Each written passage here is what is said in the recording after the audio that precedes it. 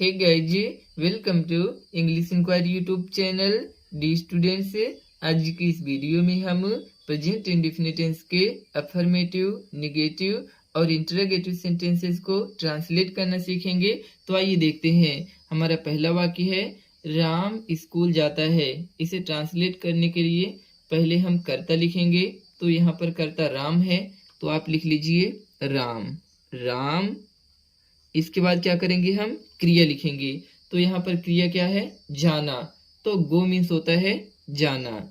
दोस्तों, एक वचनकर्ता के साथ क्रिया में हम यस या ईएस लगाते हैं, तो यहाँ पर ईएस लगेगा। यदि आप ये जानना चाहते हैं कि कब यस लगता है और कब ईएस लगता है, तो उसकी भी लिंक डिस्क्रिप्शन में दी गई है, तो वहां से देख सकते हैं।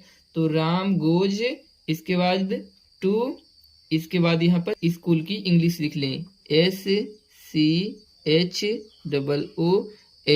फुल स्टॉप लगा लीजिए। अब चलिए दूसरा वाक्य देखते हैं। राम स्कूल नहीं जाता है। इसे ट्रांसलेट करने के लिए पहले हम जो है यहाँ पर कर्ता राम लिखेंगे।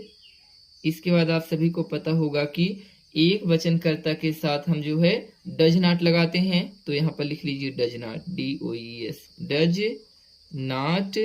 इसके बाद जो है क्रिया लिखिए गो, फिर टू, इसके बाद जो है स्कूल लिख लीजिए, SCHOOL। चलिए तीसरा वाक्य देखते हैं। क्या राम स्कूल जाता है। इसे ट्रांसलेट करने के लिए पहले हम क्या करेंगे, डज लिखेंगे, ठीक है। तो यहाँ पर लिखिए डज, डज। इसके बाद कर्ता लिखेंगे राम, इसके बाद क्रिया लिखेंगे गो, गो के साथ लगता है टू, इसके बाद लिखेंगे स्कूल, SCHOOL, और यहाँ पर लगा लेंगे प्रश्नवाचक चिन्ह। आई होप कि दोस्तों आपने ट्रांसलेशन करना अच्छे तरीके से सीख लिया है। यदि यह वीडियो आपको अच्छी लगी हो तो प्लीज चैनल को लाइक करके सब्सक्राइब भी कर दीजिए इसी तरह की इंफॉर्मेटिव वीडियो को देखने के लिए। Thanks for watching my video. Take care, bye bye.